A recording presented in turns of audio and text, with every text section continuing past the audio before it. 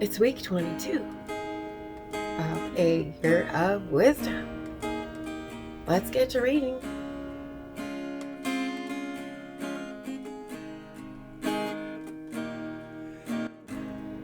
Day 152.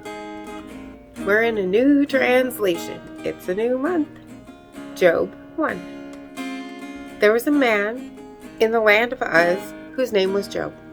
And that man was blameless and upright, and one who feared God and shunned evil. And 7 sons and 3 daughters were born to him. Also his possessions were 7,000 sheep, 3,000 camels, 500 yoke of oxen, 500 female donkeys, and a very large household, so that this man was the greatest of all people of the East. And his sons would go and feast in their houses, each on his appointed day, and would send and invite their 3 sisters to eat and drink with them. So it was when the days of feasting had run their course that Job would send and sanctify them. And he would rise early in the morning and offer burnt offerings according to the number of them all. For Job said, "It may be that my sons have sinned and cursed God in their hearts." Thus Job did regularly. Now there was a day when the sons of God came to present themselves before the Lord, and Satan also came among them.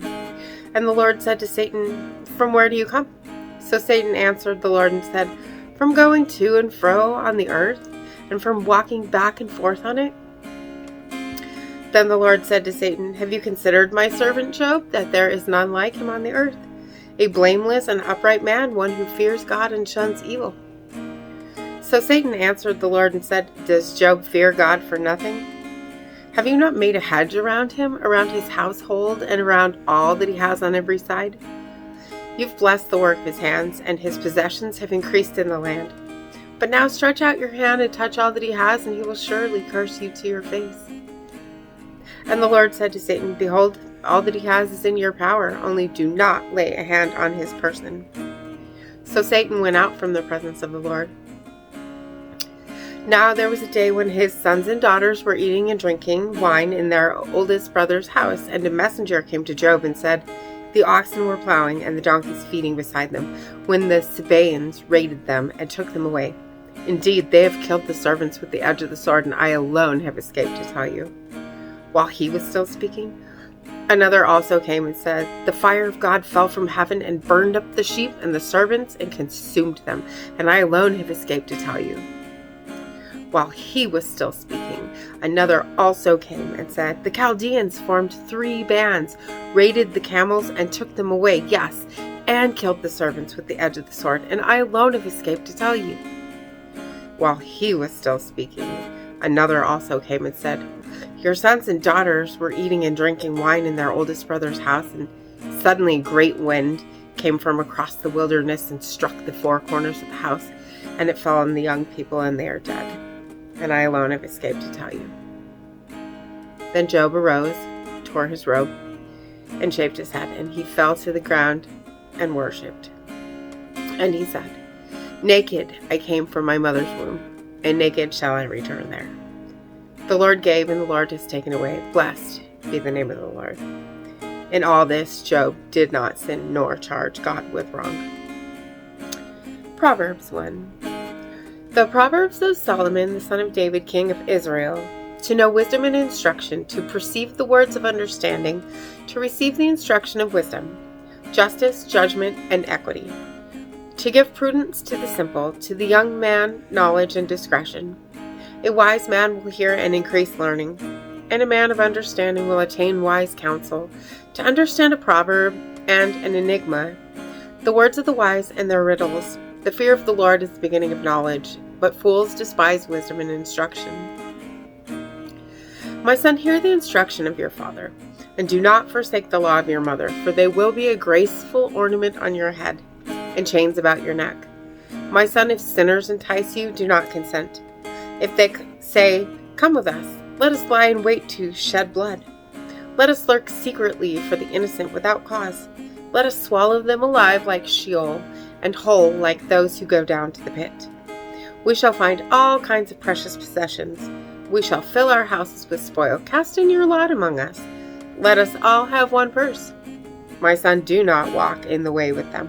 Keep your foot from their path. For their feet run to evil, and they make haste to shed blood.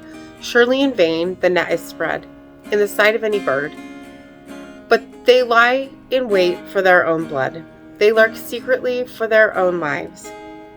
So are the ways of everyone who is greedy for gain. It takes away the life of its owners. Wisdom calls aloud outside. She raises her voice in the open squares. She cries out in the chief concourses. At the openings of the gates in the city she speaks her words. How long, you simple ones, will you love simplicity? For scorners delight in their scorning, and fools have knowledge. Turn at my rebuke. Surely I will pour out my spirit on you. I will make my words known to you. Because I have called and you refused, I have stretched out my hand, and no one regarded. Because you disdained all my counsel, and would have none of my rebuke, I will also laugh at your calamity. I will mock when your terror comes like a storm, and your destruction comes like a whirlwind, when distress and anguish come upon you. Then they will call on me, but I will not answer. They will seek me diligently, but they will not find me, because they hated knowledge and did not choose the fear of the Lord. They would have none of my counsel and despised my every rebuke. Therefore they shall eat the fruit of their own way, and be filled to the full with their own fancies.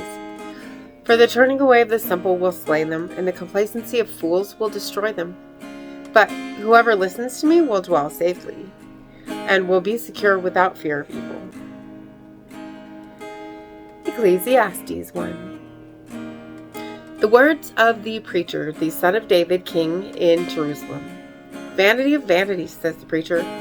Vanity of vanities, all is vanity. What profit has a man from all his labor in which he toils under the sun? One generation passes away and another generation comes, but the earth abides forever.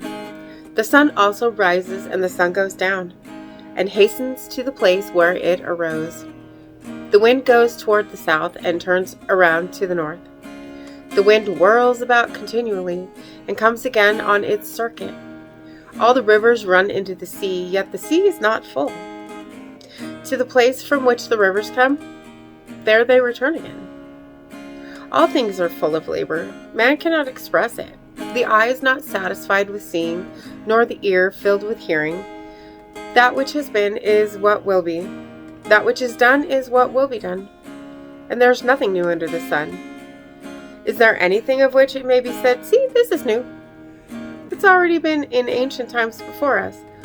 There is no remembrance of former things, nor will there be any remembrance of things that are to come, by those who will come after. I, the preacher, was king over Israel in Jerusalem, and I set my heart to seek and search out by wisdom concerning all that is done under heaven. This burdensome task God has given to the sons of man, by which they may be exercised. I have seen all the works that are done under the sun, and indeed all is vanity and grasping for the wind. What is crooked cannot be made straight, and what is lacking cannot be numbered. I communed with my heart, saying, look, I have attained greatness, and have gained more wisdom than all who were before me in Jerusalem. My heart has understood great wisdom and knowledge, and I set my heart to know wisdom and to know madness and folly.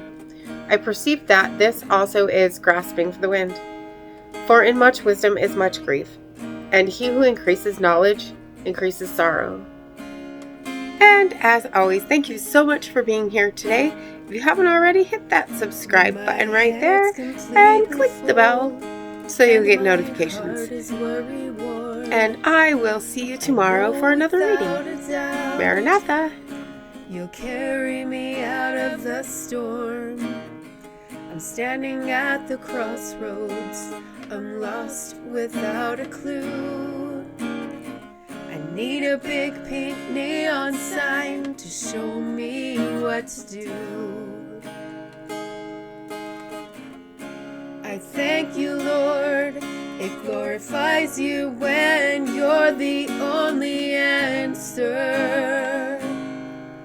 I praise you, Lord, for holding what's too much for me. And I'm amazed by you, Lord, because nothing's too big and nothing's too small to lay at your feet.